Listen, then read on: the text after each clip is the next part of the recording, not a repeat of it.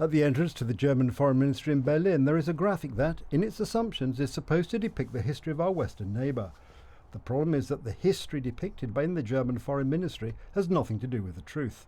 Historia II wojny światowej, która... The history of World War II, which begins in 1938, there is no 1939, there is no 1st of September, and the shape of Poland that is on this map the shape of post-war Poland. Jest na tej mapie, to...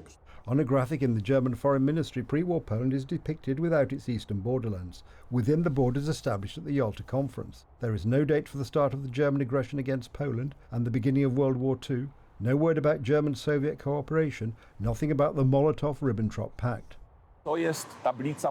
This is a plaque for the failure of Polish historical policy and the failure of this alliance, this friendship that everyone assures us about.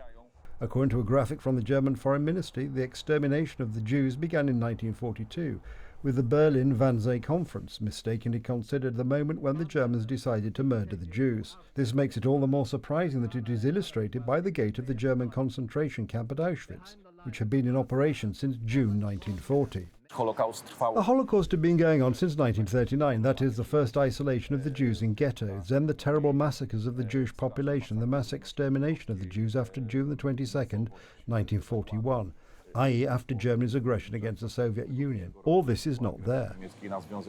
Instead, the place of honour is occupied by the rainbow flag, a symbol of the LGBT movement, a community close to the heart of the current head of German diplomacy in Chancellor Olaf Scholz's office, Annalena Baerbock, of the Green Party. There is a debate in Germany about a new historical policy where the main victims that should be remembered are colonialism, persecution of sexual minorities. This is a cynical attempt to falsify history. The omission of the German attack on Poland is a deliberate effort to have World War II reduced solely to the crimes of the Holocaust, while German crimes against other nations, including above all the Polish people, are to be completely erased from history. The Germans caused World War II, attacked Poland and murdered millions of people, Poles, Jews and other nationalities. The problem is that to this day Germans have not paid for Polish losses and the country destroyed during the war. There is no indication that Polish Prime Minister Donald Tusk, who has long sought support rather across the Oder, will fight for German reparations for this country, calculated in the Polish war losses report at 6,200 billion zloty. Today the Germans have decided that it is time to continue this offensive of diluting the country's responsibility for World War II. This, in my opinion, is simply the result and effect also of the change of government in Poland, which we know will not protest on this issue.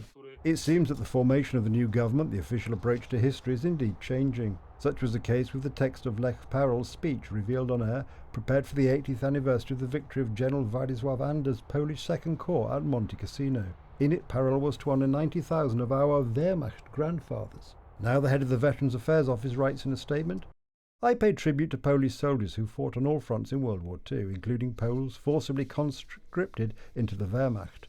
We didn't have to wait long for a response from Professor Sławomir Jenkiewicz, who revealed the matter of Parol's tribute to his Wehrmacht grandparents on our airwaves. The anniversary of the battle is a tribute to specific Polish soldiers, heroes killed by German bullets. There is also a danger that the Lord will arrange Monte Cassino celebrations at the cemetery of the Defenders, where many Poles from Silesia also lie. The Lord is a Polish minister and protector of Polish veterans and not a guardian of veterans from the Wehrmacht and the Red Army. Your job is to serve Poland. And Michał Rachon, program director of our station and presenter of at Michał Rachon's program Jedziemy. There is no denial of an obvious fact, that in the official text of a speech on the 80th anniversary of the Battle of Monte Cassino, the head of the Polish Veterans Affairs Office wrote about the commemoration of 90,000 of our grandparents from the Wehrmacht. More than 900 soldiers of our General Ander's army were killed and nearly 3,000 wounded in the fighting for Monte Cassino, one of the greatest victories of the Polish armed forces and one of the fiercest battles of World War II. This is a scandalous attitude on the part of this gentleman who should be dismissed immediately, relativizing history, trying to mix perpetrators and victims. This is to lead to a situation where within a few years it will not be clear who the perpetrators were. Some nationless Nazis. It appears that the Donald Tusk-led government is moving in the direction pointed out by Germany, its greatest ally.